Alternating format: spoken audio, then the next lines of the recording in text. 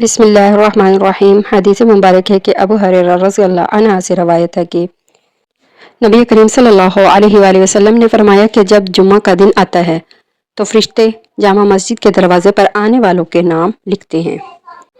سب سے پہلے آنے والا اونٹ کی قربانی دینے والے کی طرح لکھا جاتا ہے، اس کے بعد آنے والا گائے کی قربانی دینے والے کی طرح لکھا جاتا ہے، پھر مہنڈے کی قربانی کا ثواب رہتا ہے، اس کے بعد مرغے کا اور اس کے بعد انڈے کا۔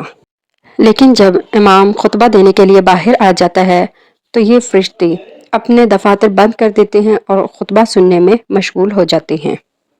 حضرت ابو ہریرہ رضی اللہ تعالی عنہ فرماتے ہیں کہ رسول اللہ صلی اللہ علیہ وآلہ وسلم نے جمعہ کے ذکر میں ایک دفعہ فرمایا کہ اس دن ایک ایسی گھڑی آتی ہے جس میں اگر کوئی مسلمان بندہ کھڑا نماز پڑھ رہا ہو اور کوئی چیز اللہ پاک سے مانگے تو اللہ پاک اسے وہ چیز ضرور دیتا ہے۔